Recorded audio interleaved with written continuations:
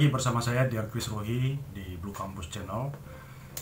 Kali ini saya akan membuat sebuah pernyataan atau tanggapan terhadap sebuah video yang viral beberapa hari belakangan ini, 2 atau 3 hari belakangan ini. Saya juga dapat kiriman video dari teman kampus, dari teman-teman di gereja, teman-teman kerja, teman-teman di kantor lama pun. Ya, sepertinya mereka begitu dengar video viral tentang Pak Victor Laiskodat, Gubernur NTT, yang bertengkar dengan masyarakat Sumba Timur, sepertinya mereka langsung mengingat nama saya. Karena kebetulan saya orang yang concern terhadap politik, ya suka bicara tentang politik di berbagai kesempatan. Kemudian saya juga berasal dari Sumba, ya, sehingga mereka langsung mengirim video-video itu kepada saya. Ada juga yang langsung bicara, bagaimana itu gubernur lu itu, gitu kan. Jadi Pak Victor Laiskodat ini disebut sebagai gubernur saya, meskipun saya ber-KTP Jakarta, sudah 20 tahun lebih saya di Jakarta ini. Tapi ya saya akui memang saya tidak bisa terlepas dari NTT, karena NTT adalah tanah kelahiran saya, terutama Sumba Timur yang merupakan lokasi tempat kejadian perkara ini. TKP ini adalah Sumba Timur adalah tempat saya lahir, ya kan. Nah, begini, saya sudah membaca berita-berita, saya sudah mendengar beberapa video juga. Ditambah lagi saya juga punya teman sekolah dulu yang sekarang jadi anggota DPRD di Sumba Timur. Saya mendapat konfirmasi langsung dari beliau tentang duduk perkara persoalan pertengkaran ini. Tapi saya mau coba bicara senetral mungkin. Artinya saya tidak memihak satu dan yang lainnya. Saya mau dudukan persoalan ini dalam 2 poin yang penting yang saya ingin sampaikan. Yang pertama tentang kultur dan gaya berbicara, ya. Kemudian yang kedua tentang leadership, ya, karena kedua ini menurut saya berkaitan langsung dengan apa yang terjadi antara Pak Victor Laiskodat dengan tokoh masyarakat di sana, ya, namanya Umbu Marambahau, ya. Nah, soal kultur dan gaya kepemimpinan, memang Indonesia ini kan kita sudah tahu sama-sama bahwa punya banyak suku, punya banyak bahasa dan juga karakteristik. Masing-masing daerah itu berbeda-beda. Kalau wilayah agak timur ke sana, mulai dari NTB, NTT, Makassar, ya, Sulawesi, sampai ke Papua, Ambon sana, memang rata-rata gaya berbicaranya itu keras dan tegas, ya. Ya, sangat berbeda ketika kita melihat orang Jawa bertutur kata, ya. Itu sangat lembut, ya, teratur, bukan saja teratur tapi juga tertata dengan baik dan juga hati-hati, cenderung hati-hati. Nah, tapi kalau orang NTT itu bersuara keras, ya, penekanannya sangat jelas, ya, sangat tegas. Itu sudah biasa, karena ya kita itu kalau tidak teriak itu kayak kurang puas gitu loh. Nah, begitu juga dengan pemimpin, ya kan. Nah, saya melihat memang khusus untuk case ini memang bagi orang NTT, mungkin sebagian besar orang NTT akan melihat ini hal biasa, ya. Kata-kata Pak Victor yang keras seperti itu memang biasa. Kita aja kalau dipanggil Chris gitu kan, nah itu biasa. Coba kalau orang Jawa, Mas Chris gitu kan. Nah, itu 2 hal yang berbeda. Jadi kita tidak bisa, poin saya adalah kita tidak bisa melihat Pak Victor Laiskodat, ya, punya gaya bicara, gaya memimpinnya, ya, gaya berkomunikasinya dari kacamata Jawa. Nah, itu akan keliru, kita akan terkaget-kaget, ya. Saya nonton salah satu channel YouTube yang kebetulan dia orang Jawa, karena dilihat dari dialeknya itu medok Jawa, ya kan. Dia terkaget-kaget dan dia bilang, kok bisa ada pemimpin sekasar begitu omongannya, gitu kan. Dan menurut saya ini juga keliru, karena memang ya dia harus memahami karakter orang di sana. memang bukan kasar tapi tegas. Ya, bersuara keras itu bukan berarti kasar. Ya, kasar menurut kita orang Jawa, tapi menurut orang di NTT sana itu gak kasar, biasa aja. Nah, jadi clear di situ ya. Jadi kita tidak bisa membandingkan sesuatu melihat dari kacamata kita, tapi kita coba melihat dari kacamata orang yang ada di sana gitu kan. Itu dari situ kita bisa memahami bahwa Indonesia ini memang sangat luas. Nah, tapi satu yang saya mau kritisi, terlepas dari suara tegas dan kerasnya Pak Victor Laiskodat, karena memang itu karakteristiknya. Sekarang begini, kalau memang Pak Victor Laiskodat ini keras dan tegas, ya kan, kenapa dia dipilih? Karena memang sikap keras dan tegasnya Pak Victor Laiskodat ini sudah terlihat bahkan sebelum dia terpilih jadi gubernur. Kenapa orang NTT memilih dia jadi gubernur? Karena memang orang NTT menginginkan pemimpin yang seperti itu, keras dan tegas. Ya, dibutuhkan sekali di NTT sosok pemimpin seperti itu, karena ya banyak persoalan, banyak mafia, banyak pelanggar-pelanggar hukum di sana yang perlu diselesaikan dari, oleh seorang yang boleh dibilang bertangan besi gitu loh. Nah, tapi sedikit saya mau kritisi Pak Victor Laiskodat soal kata-kata kebun binatang. Nah, kalau ini saya tidak setuju, ya kan? Sebagian orang NTT yang menganggap itu, bahkan mengabaikan ya panggilan kebun binatang itu terhadap orang di Sumba sana. Oknum ya, 1-2 orang, bukan buat semua. Tetap saja seorang pemimpin tidak bisa mengeluarkan kata-kata kebun binatang itu di depan publik. Itu nggak elok sekali gitu kan. Jadi masih banyak pilihan kata yang lebih pantas, lebih pas. Kalau misalkan ya kita tahu lah orang-orang kita di sana responsif sekali. Begitu ada sesuatu yang mengganggu, langsung marah, langsung menegur dengan keras kayak gitu ya. Tapi menegur dengan keras harus ada batasannya. Tidak bisa mengeluar dengan refleks atau dengan begitu cepatnya mengeluar kata-kata kebun binatang. Ini koreksi dari saya, ini kritik dari saya buat Pak Victor Laiskodat. Nah, kemudian yang kedua, ini berkaitan dengan leadership ya. Seperti yang saya bilang tadi, pemimpin seperti Pak Victor Laiskodat ini memang sangat dibutuhkan oleh masyarakat NTT. Kita bisa lihat program yang dia lakukan, rencana yang dia lakukan khusus untuk case ini ya. Dia ingin membangun sebuah range peternakan sapi ongole ya, yang merupakan sapi unggulan andalan dari Pulau Sumba ini, ya kan, supaya mengangkat ekonomi rakyat di sana ya. Memang ya jauh dari kata kemakmuran ya. Program ini sudah lama sekali sebenarnya, dari zaman Soeharto ini sudah ada, ya kan. Tapi sekarang ini mati suri, artinya tidak berkembang gitu ya. Nah, dan Pak Victor mengetahui potensi Sumba ini sangat bagus sebagai wilayah yang cocok untuk peternak ya, sehingga dia ingin menjalankan program itu. Tapi sebaik apapun program yang sedang atau akan kita lakukan ya, pasti ada riak-riak, pasti ada persoalan, pasti ada ancaman, pasti ada gangguan gitu. Nah, seorang pemimpin memang harus menghadapi itu semua, tapi yang perlu diingat adalah komunikasi politik itu penting ya. Saya masih ingat pelajaran ilmu politik kita ya kan. Leadership itu sangat membutuhkan yang namanya komunikasi politik. Kalau komunikasi politik bagus, itu akan menunjang kredibilitas seorang pemimpin seperti itu. Nah, persoalannya adalah di Pak Victor Laiskodat ini adalah soal komunikasi. Karakter yang dimiliki, keinginan kuat ya, yang dimiliki oleh Pak Victor Laiskodat untuk turun langsung dan memastikan langsung program ini berjalan, itu tidak bisa serta-merta dipaksakan melalui dialog yang frontal seperti itu.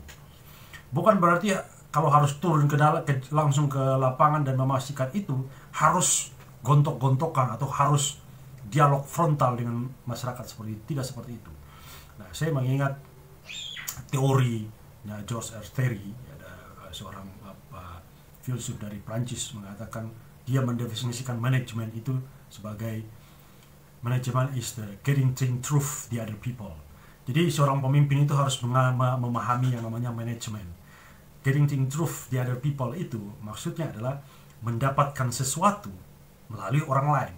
Jadi pemimpin itu tidak harus melakukan semua. Ya, dia bisa melakukan program tertentu, menyampaikan atau mengambil sesuatu melalui orang lain. Gitu.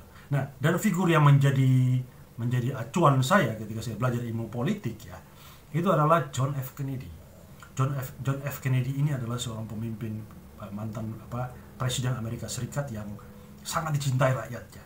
Karena dia punya metode, punya cara memimpin, cara berkomunikasinya itu sangat elegan. Dia menerapkan sistem menerjemahkan seorang pemimpin atau seorang presiden atau seorang kepala daerah itu sebagai wasit. Ya, wasit ya, ingat ya. Jadi ketika ada persoalan, meskipun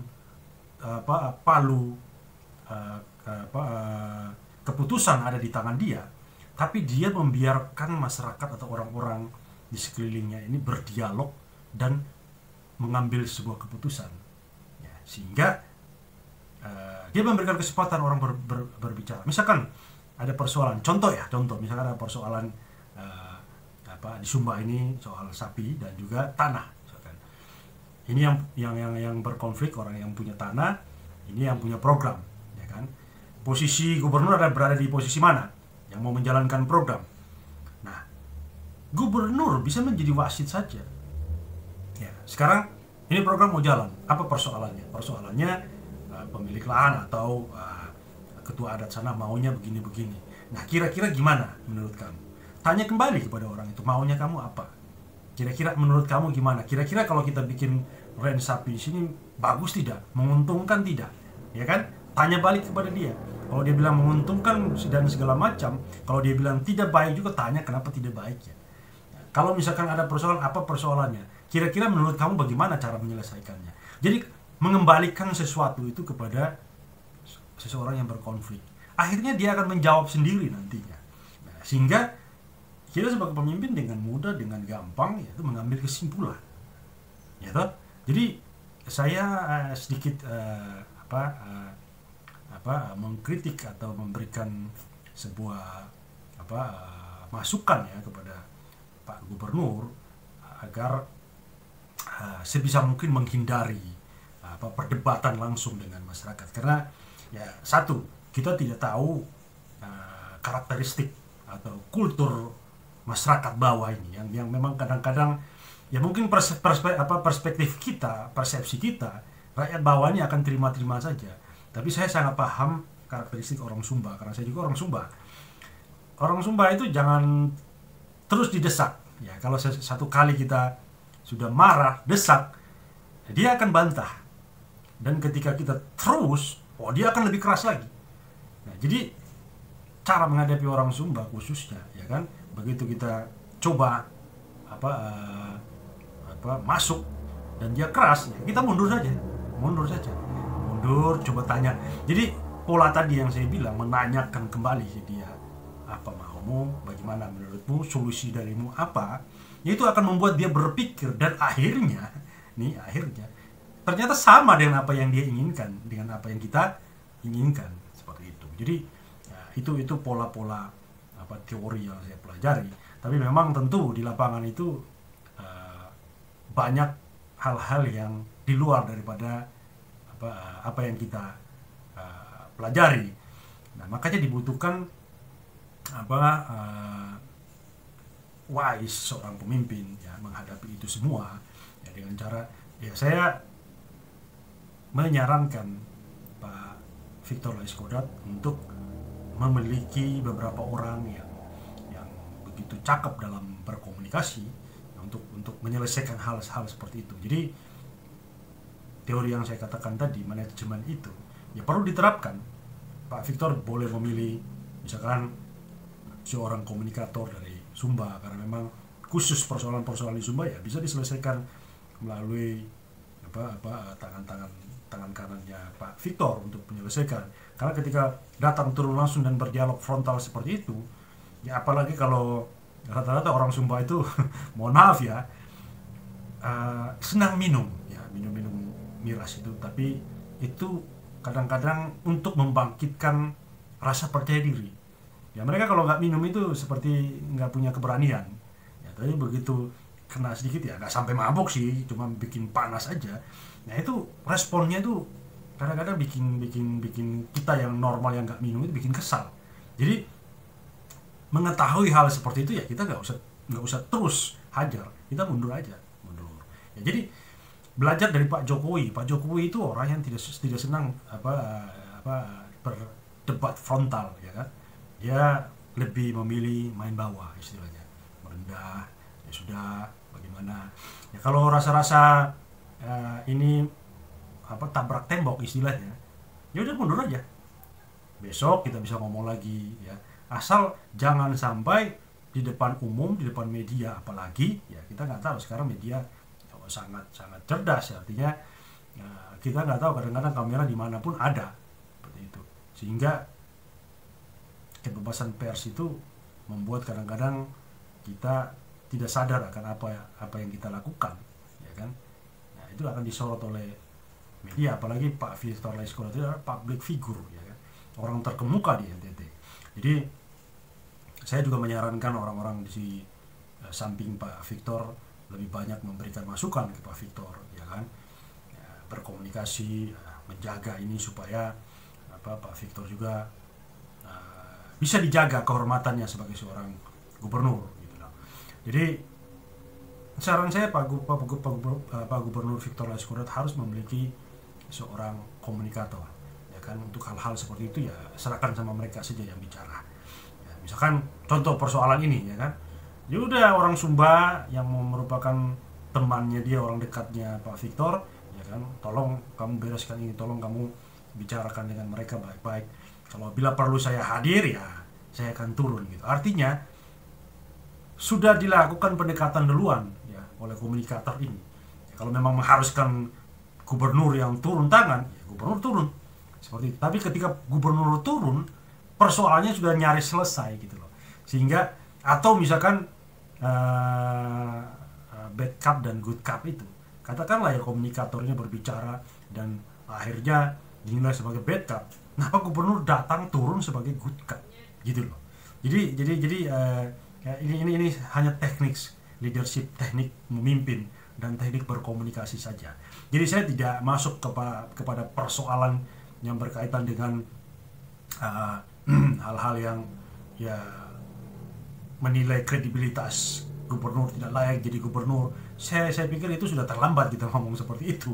Ya karena masyarakat NTT menginginkan pemimpin seperti Pak Victor Laiskodat, itulah makanya dia terpilih, gitu loh. Apapun yang terjadi, yang dilakukan Pak Victor Laiskodat saat ini ketika dia menjabat, itu ada konsekuensi dari kita memilih dia, gitu loh. Jadi ya kita tunggu saja kalau misalkan kita menilai Pak Victor Laiskodat tidak layak memimpin NTT, ya tunggu pemilu berikutnya, gitu. Tapi benarkah kita tidak butuh pemimpin seperti itu? Nah, ini juga perlu dipertanyakan karena banyak persoalan yang memang harus diselesaikan, ya kan? Program Pak Jokowi tentang membangun NTT kalau tidak dikawal dengan orang yang bertangan besi sulit juga, gitu kan?